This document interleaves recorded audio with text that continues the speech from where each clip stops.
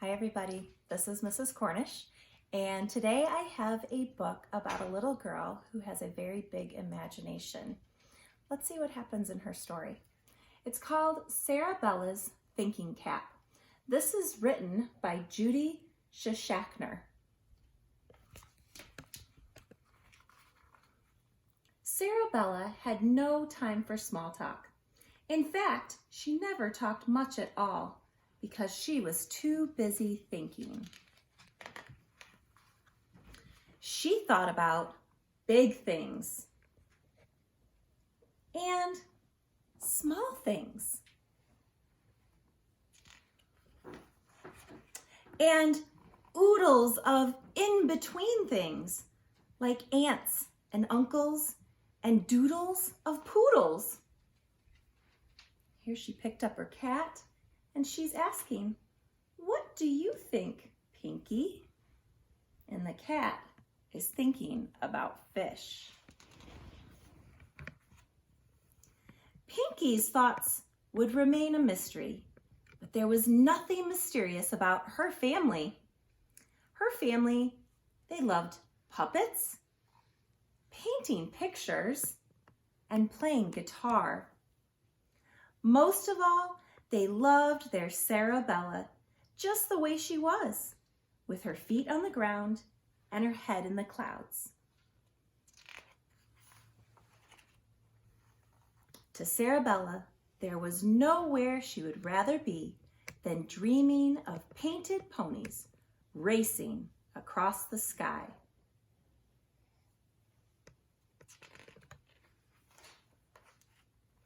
Some ideas came as a complete surprise to her, while other notions were coddled and cared for like rare plants in a well-loved garden. Here we see Sarbella with her garden of thoughts.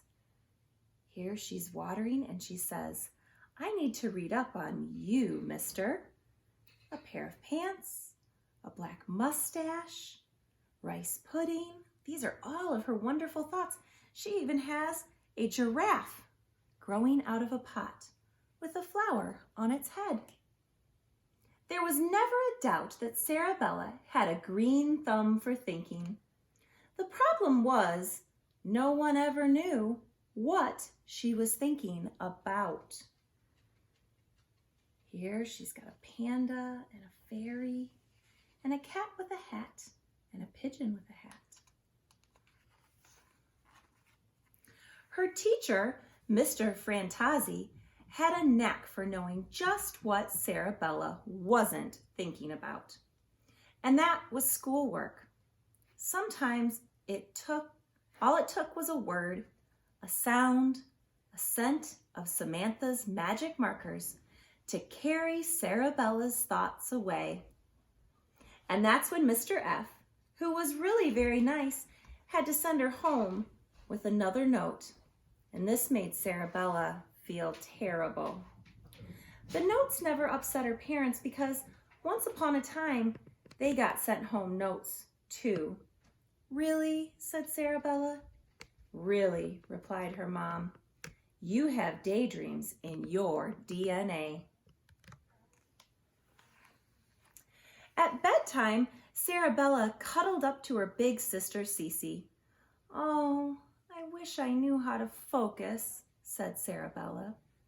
"It's easy," said Cece. "All you have to do is take deep breaths and squint." At school the next day, Sarbella followed her sister's advice, but all she got was a dizzy spell and a visit to the school nurse for an eye test.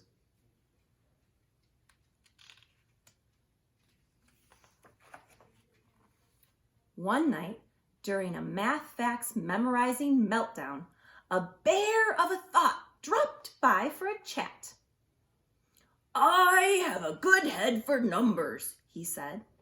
"I can see that," replied Sarbella. "Keep me in mind if you ever need help," said the bear. "I'll consider it," said Sarbella. And that was her first mistake. The second was taking the bear to school the next day.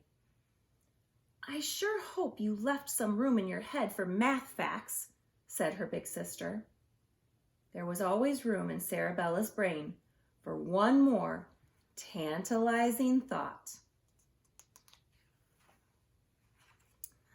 Not just math facts. By the time they arrived in class, the bear had fallen asleep. But waiting in the wings was an odd flock of birds who didn't know the difference between an egg and the number 8. And that's when she heard Mr. F calling out her nickname.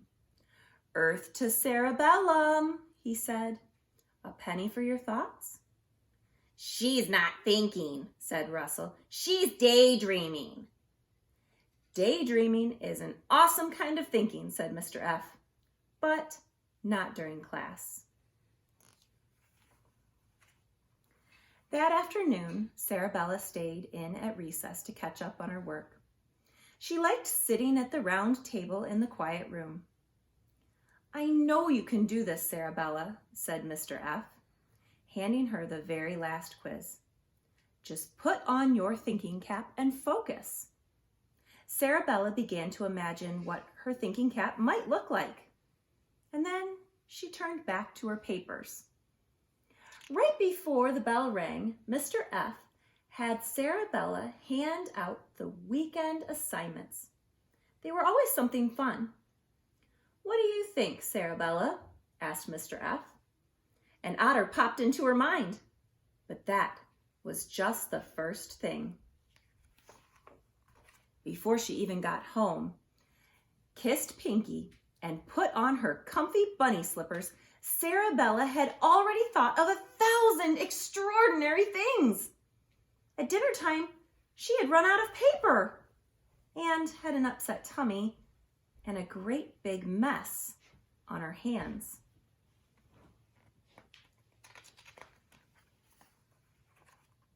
That night, just as Sarbella was about to give up, a whale of a thought appeared on the horizon.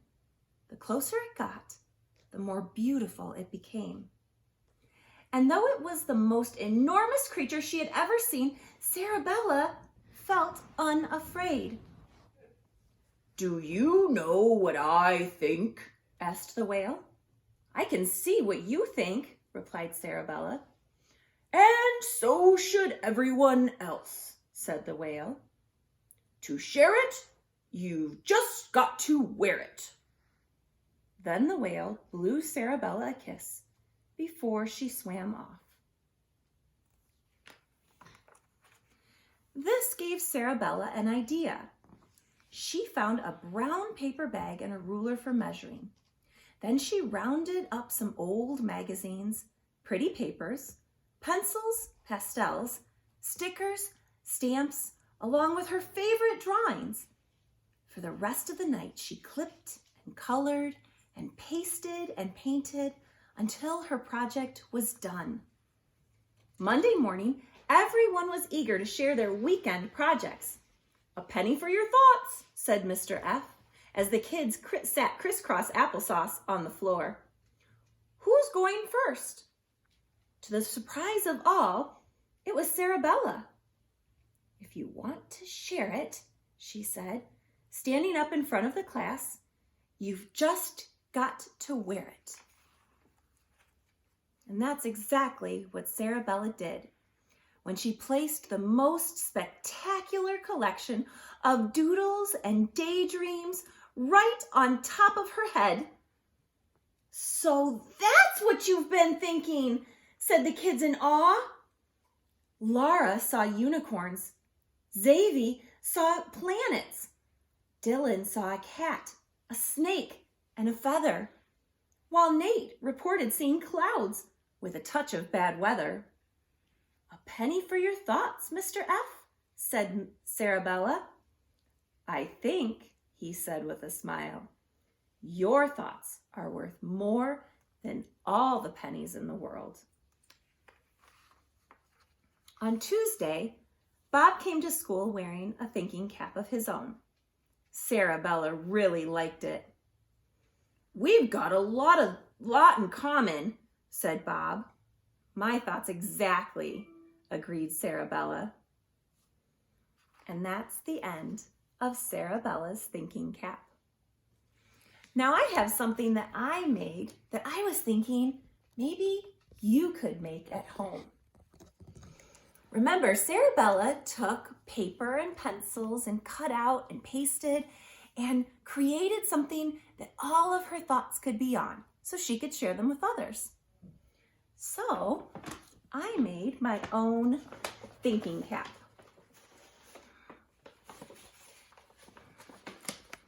Can you see what my thoughts are? I've got lots of things that I'm thinking about. But one thing that's special that I'm thinking about is right here on the front, and it's you. Love you guys. Thanks for listening.